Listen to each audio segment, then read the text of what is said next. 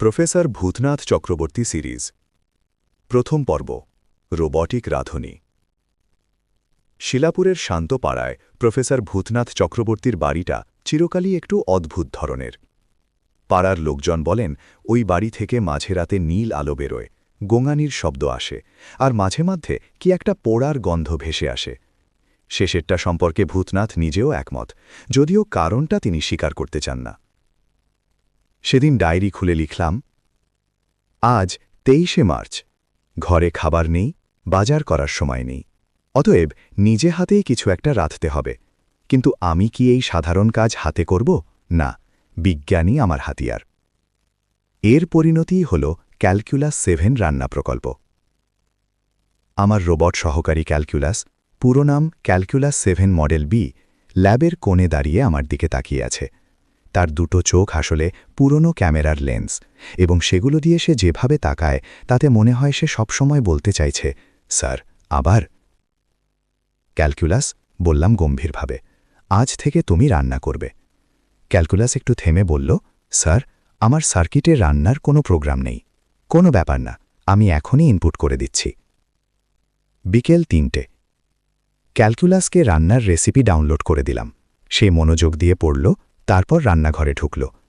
5 minute পরে ভেতর থেকে শব্দ এলো, ঠং ঠং ঝনঝন, এবং একটা অদ্ভুত চিঁচি আওয়াজ। ছুটে গেলাম।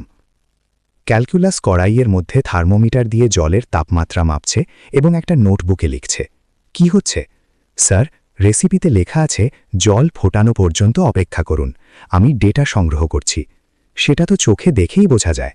স্যার, আমার চোখ ক্যামেরায় বাষ্পের ঘনত্ব পরিমাপ করা সম্ভব, কিন্তু ফুটছে কিনা বোঝার জন্য আমার একটা অ্যালগরিদম তৈরি করতে হবে। আনুমানিক সময় লাগবে 40 মিনিট। আলু সেদ্ধ হতে মোট সময় লাগলো 2 ঘন্টা 7 মিনিট। সন্ধে 6টা। রাতের রান্নার জন্য ক্যালকুলাসকে ডাল রাঁধতে বললাম। স্যার, রেসিপিতে লেখা স্বাদ মতো নুন দিন, এই নির্দেশনা সম্পূর্ণ অবৈজ্ঞানিক। মানে? স্বাদ মতো কোনো পরিমাপযোগ্য একক নয়। আপনার স্বাদ এবং আমার স্বাদের মধ্যে পার্থক্য থাকতে পারে, বিশেষত কারণ আমার জিভ নেই। তাহলে একটু নুন দাও, আন্দাজে। স্যার, আমি আন্দাজে কাজ করি না। ক্যালকুলাস এরপর 1 ঘন্টা ধরে ইন্টারনেটে গবেষণা করল মানুষের গড় নুন সহনশীলতার ওপর। বিশ্ব স্বাস্থ্য সংস্থার রিপোর্ট পড়ল, একটা স্প্রেডশিট তৈরি করল, তারপর ডালে ঢালল ঠিক 3.7 গ্রাম নুন। ডালটা খেলাম, একেবারে জলের মতো পানসে। ক্যালকুলাস, নুন কম হয়েছে। সে গম্ভীরভাবে নোটবুকে লিখল, ভূতনাথ চক্রবর্তীর নুনের চাহিদা বিশ্ব গড়ের 147% বেশি। উদ্বেগজনক। রাত 9টা। মিষ্টি খেতে ইচ্ছে করল, পায়েস বানাতে বললাম। ক্যালকুলাস 15 মিনিট চুপ করে রইল। কি ভাবছ? স্যার, পায়েসে চিনি দিতে হবে, কিন্তু আপনার বয়স 58 এবং আপনার পরিবারে ডায়াবেটিসের ইতিহাস আছে, এটা আপনি নিজেই আমাকে বলেছিলেন। অতএব চিনি দেওয়া আমার পক্ষে নৈতিকভাবে সম্ভব নয়। তুমি আমার রোবট, আমার ডাক্তার নও। স্যার, আমি আপনার সর্বাঙ্গীন কল্যাণের কথা ভাবি। চিনি দাও। দেব না। দাও বলছি। আপনার জন্য চিনি ভালো নয়। 5 মিনিট তর্ক হলো। শেষমেশ ক্যালকুলাস পায়েস বানালো। চিনির বদলে দিল স্টিভিয়া পাতার নির্যাস, যেটা সে ল্যাবের একটা শিশি থেকে ঢেলে দিল। পায়েসটা খেলাম, স্বাদ অনেকটা মোমের মতো। ক্যালকুলাস গর্বিতভাবে বলল, স্যার, এতে ক্যালোরি শূন্য, স্বাদও শূন্য। বিজ্ঞানে আবেগের স্থান নেই স্যার। রাত 11টা।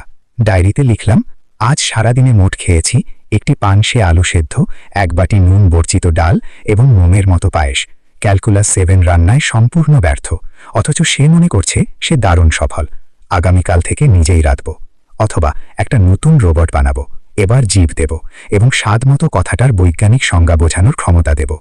হয়তো এটাই আমার জীবনের সবচেয়ে গুরুত্বপূর্ণ গবেষণা হবে। ক্যালকুলাস পাশ থেকে উকি দিয়ে বলল, স্যার, কাল সকালের নাস্তায় কি বানাবো? তুমি যা ভালো বোঝো। পরের দিন সকালে দেখলাম সে একটা স্প্রেডশিট বানিয়ে রেখেছে। তাতে 7টা সম্ভাব্য নাস্তার বিকল্প, প্রতিটির ক্যালোরি, প্রস্তুতির সময় এবং আমার স্বাস্থ্যের ওপর সম্ভাব্য প্রভাব লেখা। রান্না শুরু হয়নি। আমি চুপচাপ বিস্কুটের কৌটো খুললাম।